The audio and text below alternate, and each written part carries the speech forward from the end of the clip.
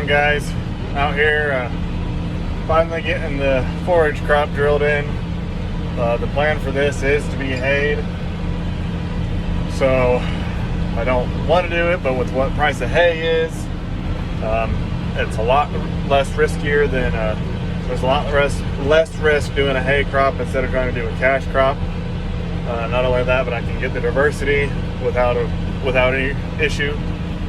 So came out here this morning, got stuff sprayed, ran home for about 20 minutes, got a quick bite to eat, and got back out, and we're out drilling. So not quite a third of the way done. It really pained me to spray this field out, and after I get turned around I'll show you why. But check out that vetch. Now, obviously that we have weeds in this field. The whole field doesn't look like that, but it just hurt to spray because there's so many beneficials out here, and birds, different butterflies, and bees, and all sorts of things of that nature. So I'm really hoping that it's all working on set and seed. I'm hoping it's far enough along set and seed that we'll still get some volunteer out of it, even though I terminated today. But one of those things, we're getting late enough. There's no rain in the forecast. It's time to get stuff in the ground. I have time. Needs to get done, so that's what we're doing. Probably can't see him, but there's Kyle that just walked across. I don't think you can see him now. But yep, just had a cow walk right across. Oh, there he is. Let's see if I can zoom in. Still steering halfway straight. You can barely see him. I'm guessing he's out here hunting bulls and rabbits and birds, and that's okay. He stays away from the sheep, and I don't worry about him. Part of the cycle. There, you can get a good picture of him. What I really wish I could capture is all the insects when I'm going through these good stands of vetch. I mean, just whether it's a few grasshoppers or different flying insects. Again, like I said, different butterflies or lacewing aphids, whatever they are, I don't know for sure. But there's just a plethora of them. Now, I did leave a few of the really good stands of vetch unsprayed, because that's basically all it is vetch. So I left it unsprayed, so hopefully it'll keep on blooming even after we drill it. Said it's on its way to being done, but just that way there's hopefully it kind of bounces back a little bit, and there'll be something out here for all these insects, some habitat. I said, I wish there was a way I could get my seed in without having to destroy the good stuff that I want out here, because we had some volunteer buckwheat out here from last year, some radishes or some kind of brassica blooming, but that'll all be toast after spraying. So see if I can capture it here.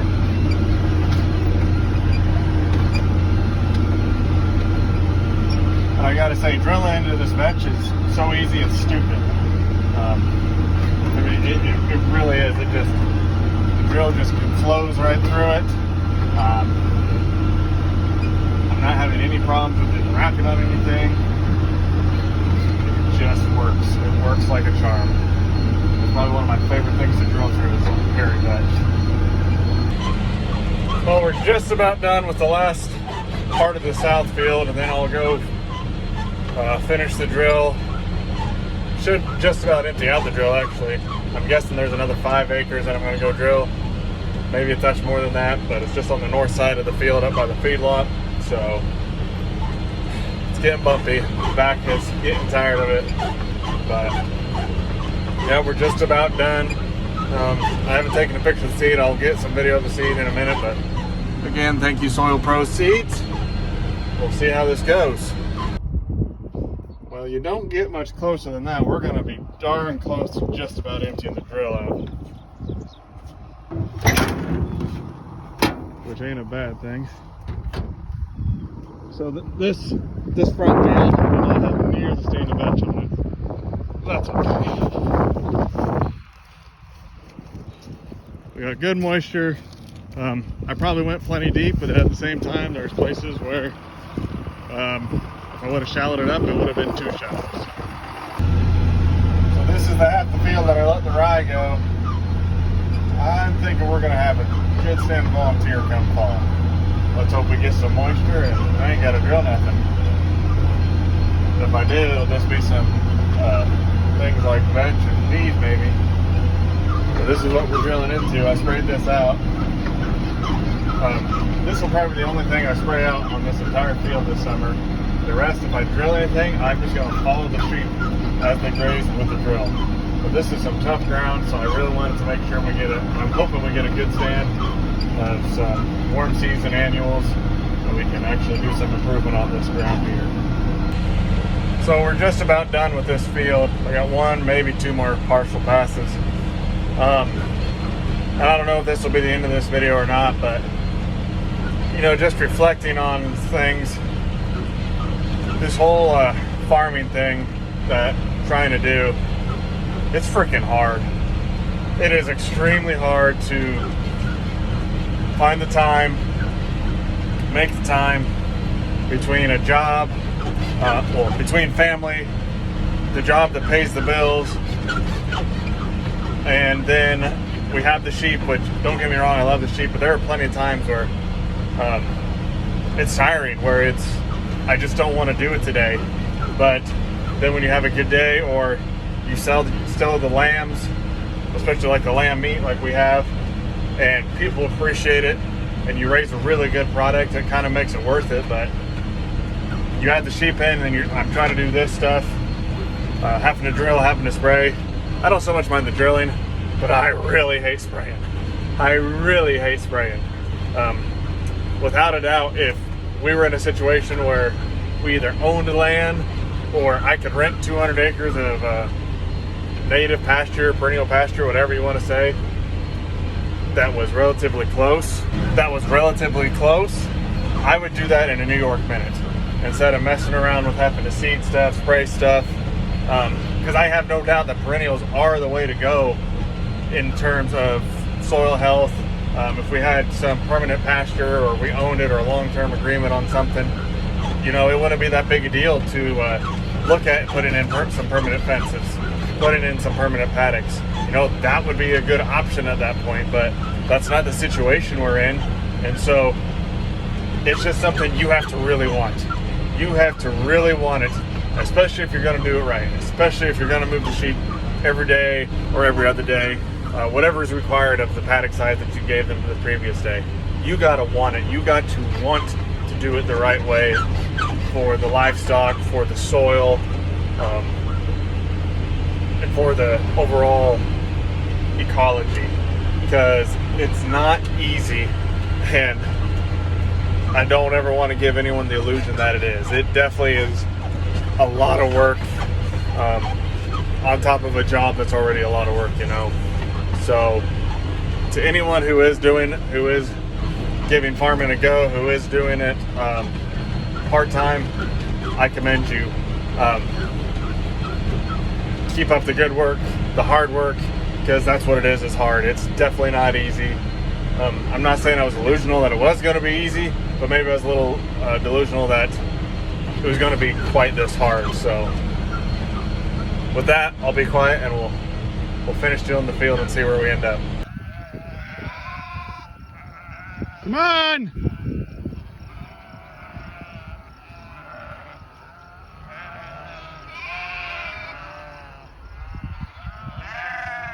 Come on!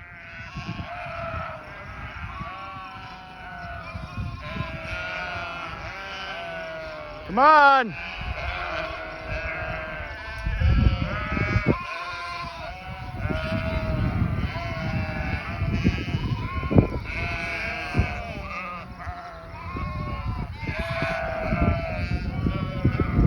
There we go.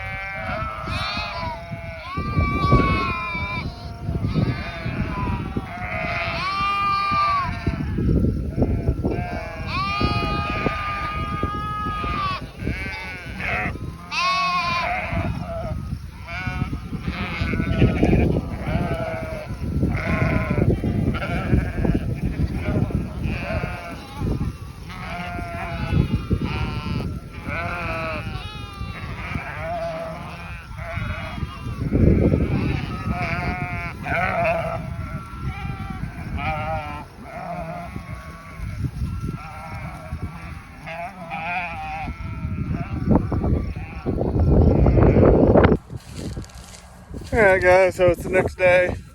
As you've already seen, got the sheep taken care of. Now we're just out here in the clay paddock, or vegetable paddock, whatever you want to call it. So I got the drill half filled with like an okra, mung beans, and a few other things in there. And the other half is just kind of cover crop, and then pumpkins in one little part. I'll hop in the back of the drill and show you. But so I'll have, so there should be, so this part to this part should be okra, and then there'll be a split where this is mostly pumpkins and cover, and then okra, and back to okra. So I'm just trying to mark with these posts. Should be about 15 foot width of okra, and I'm growing the okra. So about like, I don't know, 3 or 5 pounds, I can't remember, of straight okra seed. And I'm just being a tight ass because I want to come out here after it frosts and hand harvest a bunch of mature and save our own seed, so that I can just throw it into every warm season mix that I want to, and it don't cost me jack squat. And I can keep on doing this or plant it someplace else, and that way I can get, maybe if I could get like 50 pounds of okra, that would be awesome, because that would be enough to put in a pound for basically any acre that I'm doing of cover crop. So we'll hop up here in the drill real quick and see what we got left.